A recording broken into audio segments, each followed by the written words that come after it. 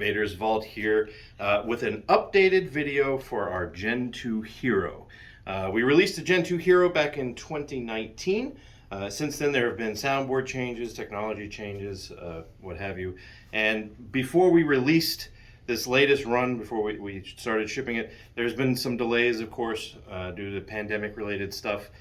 Supply chain shortages, labor shortages, all that good stuff has impacted our industry negatively, as it has every other industry on the planet. But during that time, we decided to make a few small internal changes to the chassis to sort of standardize the way we're doing things and to eliminate a redundant feature that we didn't really care for. We took out the 2.1 millimeter recharge port from the inside and replaced it with the manual kill switch for long-term storage. We feel it's more efficient. Definitely it eliminates a lot of problems. We've been doing this for 14 years, and honestly, 2.1 millimeter recharge ports were always a bane. They always ended up being a point of failure, and so we're just eliminating it altogether. I don't believe we're going to have anything going forward that will have that. So now, if you chose an external plug-in charger with this previous run, in addition to the external charger, because the battery is removable, we will be shipping you with the USB-C charging cable, because now it will charge with the USB-C internal port or the external battery charger, since the battery is removable.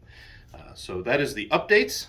So this is just a refresher on the operational procedures. For those of you who don't have a Gen 2 Hero, or you're awaiting yours from the previous run, as soon as these get mostly shipped, they've already started shipping, but as soon as the previous run is mostly shipped, we'll be releasing a new run.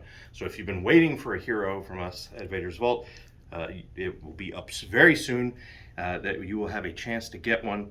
So this video is great for you because it will show you exactly what you'll be getting with the Gen 2 Hero from Vader's Vault 2022 update. Okay, let's get into it. This is the Gen 2. It has a plethora of options that you can choose. So we will be going through the operational procedures on how to access everything, maintain everything.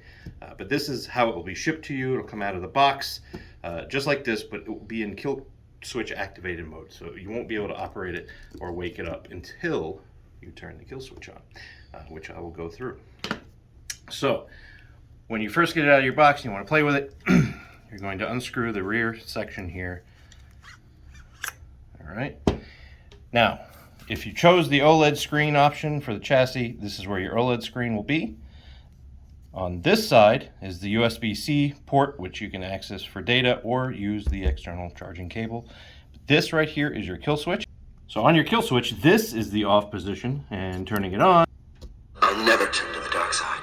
and once it's booted, you can play with your animations on the screen if you want to view the screen, or simply reattach your grip and get to enjoying your saber.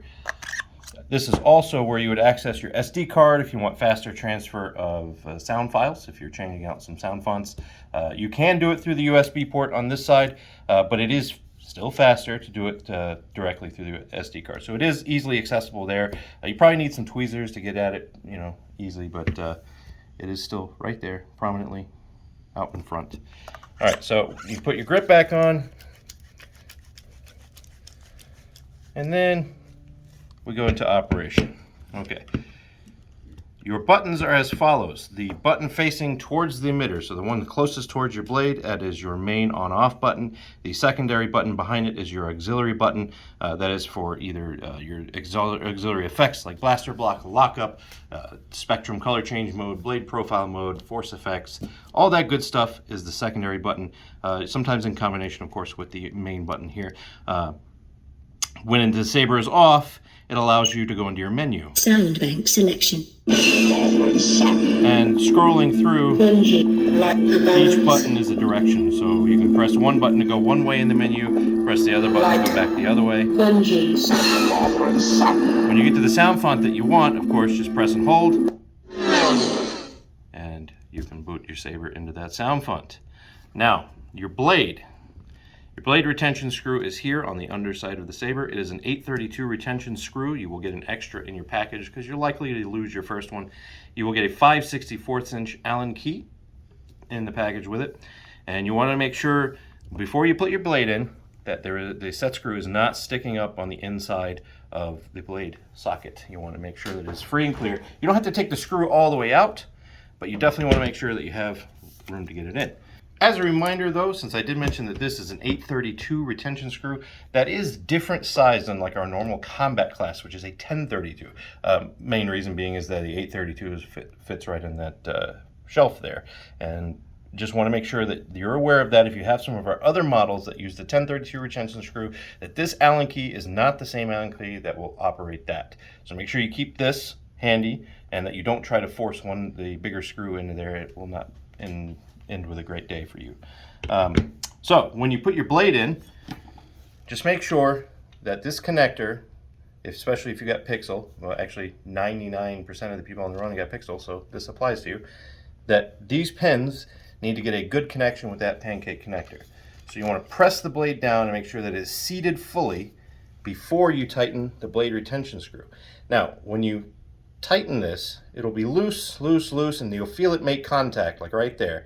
The only thing you need to do is do like a little quarter of a turn to make it tight. You don't need to crank down in or drill the screw through the blade or anything like that. Just needs to be a quarter turn past contact, and that will allow you to have a functional blade. All right, so we are now powered on, but Luke's saber isn't red. So to change the color, and this goes for any font that you're on, you can press both buttons. Spectrum. And you hear the spectrum announcement, and that allows you to change the colors. And there are different methods to do that with, but we have it set to do the color wheel. So you're going to fan through a color wheel to get to the color that you want. When you get the color that you want, you can either tap it to lock it in, and it will stay there until you either change it or you change to the next font, in which case whatever default color you left it on that font, the color will be there. Or Spectrum. you can go from the spectrum menu, you can go into the blade behavior menu, which is with the blade profiles. So you, instead of tapping to lock in the color, you press and hold. Blade profiles. So you hear it say blade profiles. That allows you to scroll through the different blade profiles. You'll hear it click, and so sometimes you won't see any changes, like what you see here. That's because it's changing the ignition and retraction effects. So there are different ignition and retraction effects, from gradients to sparkles to crumbles to bursts to flares, all different ones. But as you fan down through, you'll get some of the different unstables, flame blades, rainbows, all different kind of stuff. So whatever you want, you can either tap to lock it in once again, or you can press and hold and go back to the color. So you can go back and forth as many times as you want. Of course, there, that is a burst or a flare ignition. So you a little white pixel. Extend and retract with the blade.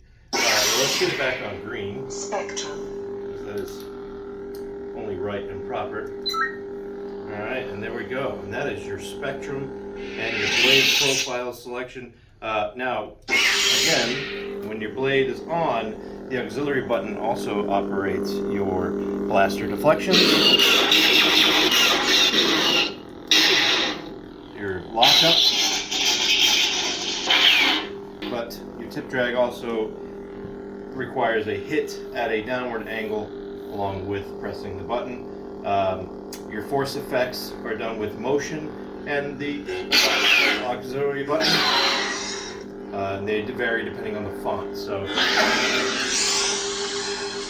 that's more of like a lightning deflection there. It just carries. Each font has its own different set of force effect sounds, stab sounds, spin sounds, that kind of thing. It just depends on what the font maker decided to do.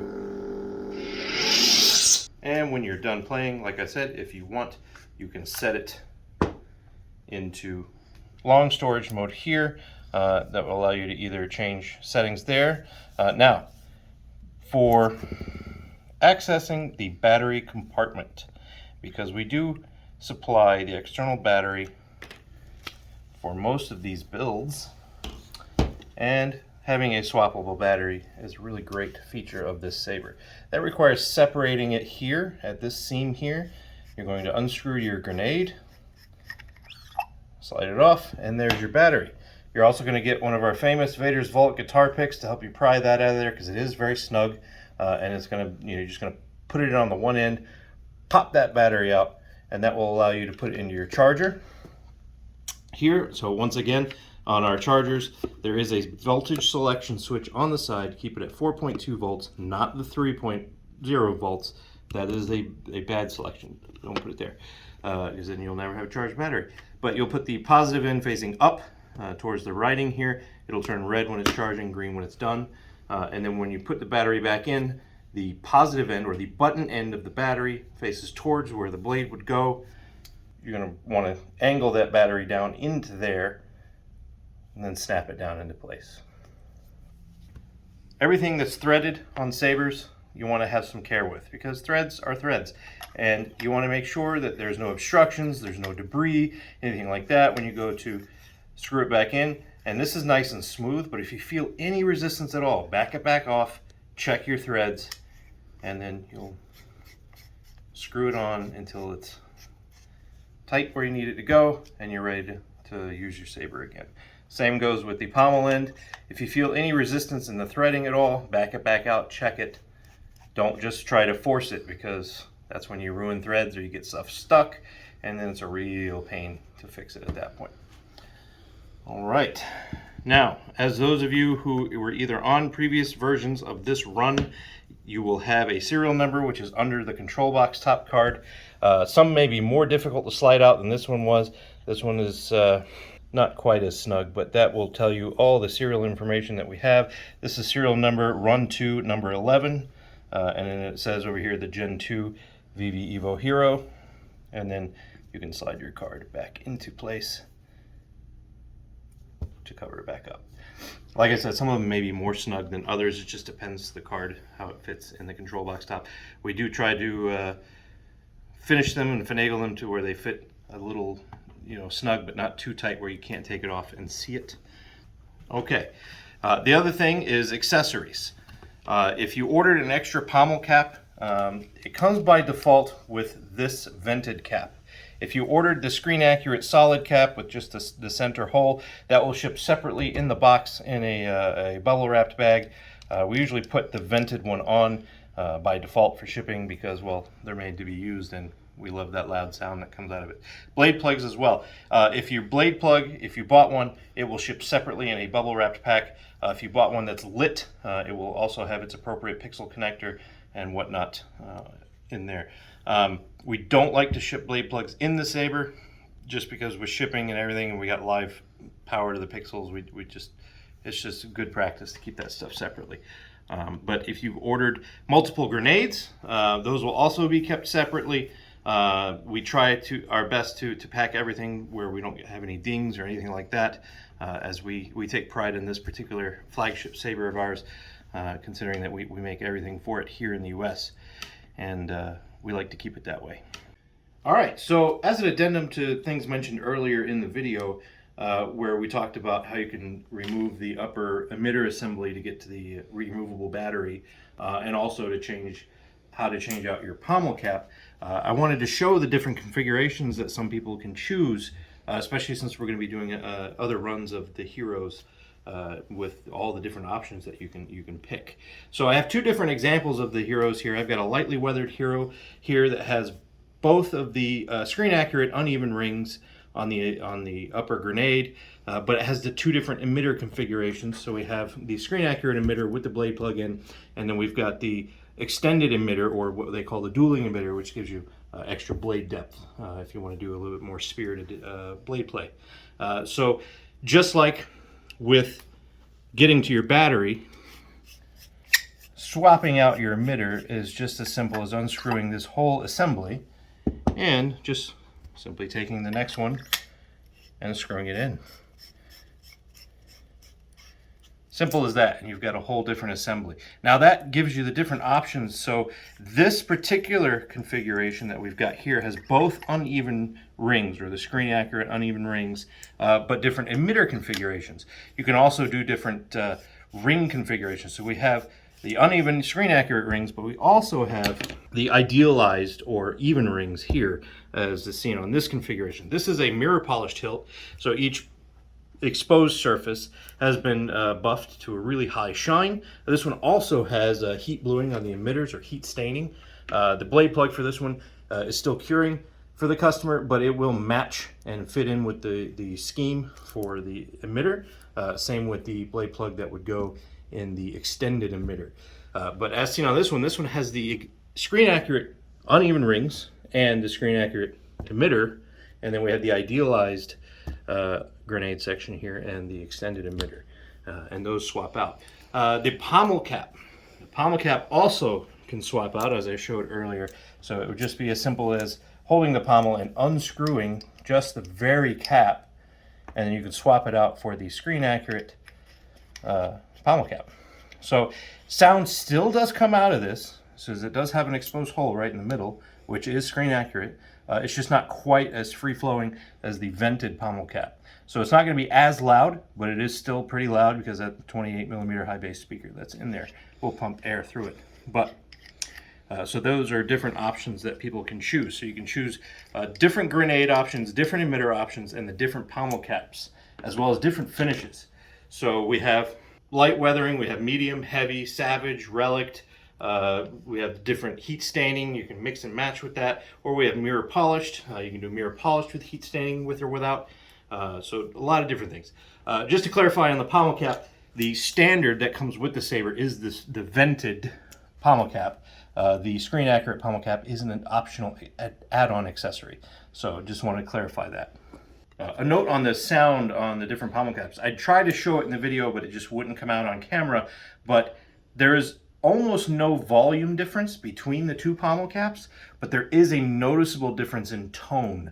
So the vented pommel cap, or the non-screen accurate one, is going to let the full range of sound out of that speaker. So you're going to get a lot more of the bass and a lot clearer mid-range and high range. And I can turn it on here so you can see that the speaker is extremely loud in this Saber. I'll never turn to the dark side. All right.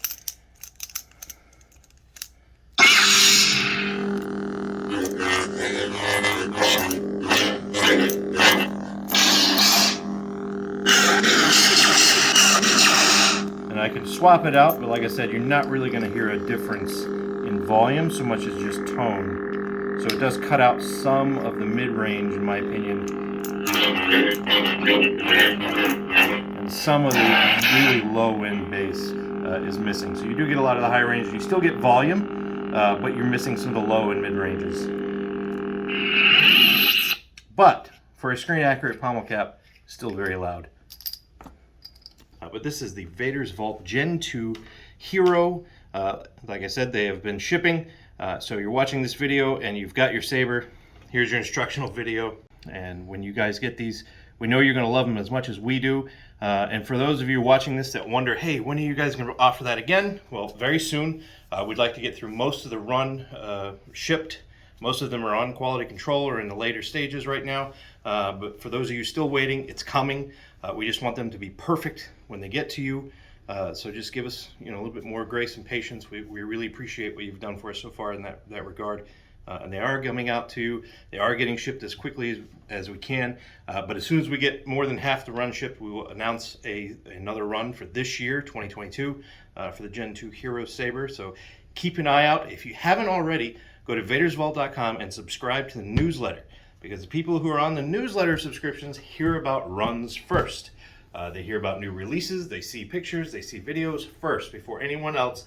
If you're subscribed to the newsletter, you see it first. Thanks again from Vader's Vault, and enjoy your heroes.